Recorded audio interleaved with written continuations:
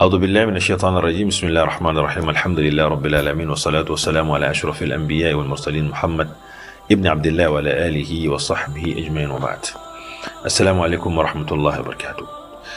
La procréation médicalement assistée sur le plan islamique est une forme, n'est-ce pas, permise, bien que, sachant que l'islam a circonscrit cela avec certains principes et surtout le respect, n'est-ce pas, de l'éthique.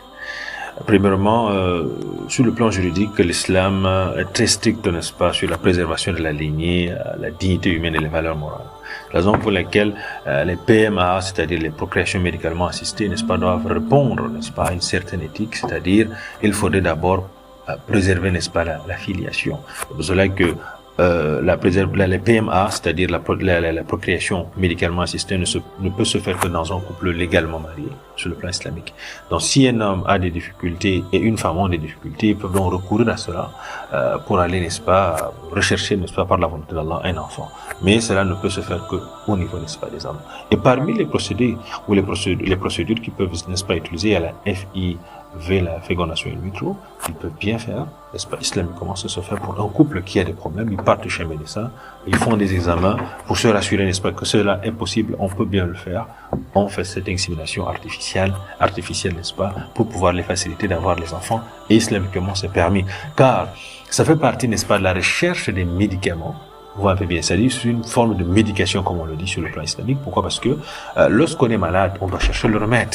Et le prophète sallallahu alayhi wa sallam a dit qu'Allah n'a pas fait descendre une maladie sans son remède, sauf la mort. Et donc, pour ceux-là qui ont ce problème d'infertilité, la PMA, la procréation médicalement assistée, est une solution pour pouvoir, n'est-ce pas, remédier à leur situation.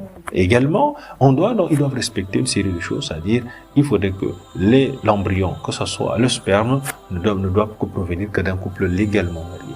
On ne peut pas parler de mère porteuse, etc., ou bien de la banque, faire recours à la banque de sperme d'une personne externe pour pouvoir, n'est-ce pas, implémenter ça ou injecter ça dans l'embryon d'une femme légalement mariée. Donc, ici, l'islam est très strict par rapport à cela, c'est permis. Il y a des formes qui sont permises, mais qui respectent, n'est-ce pas, une éthique bien structurée pour protéger, n'est-ce pas, la filiation, pour le respect de la dignité humaine et surtout pour la limitation n'est-ce pas, des interventions à l'intérieur du mariage. Pourquoi? Parce que si on prend le sperme d'une autre personne, on aura, n'est-ce pas, fait intervenir une personne dans un mariage qui est également islamique. C'est pour ça qu'on a parlé de zina biologique, c'est si on le fait ainsi, c'est-à-dire si on prend un sperme externe pour vouloir féconder cela avec un embryon d'une femme mariée, ce serait une forme de fornication biologique, qu'Allah nous en préserve, qu'Allah facilite à ceux qui sont malades, qu'Allah donne la santé.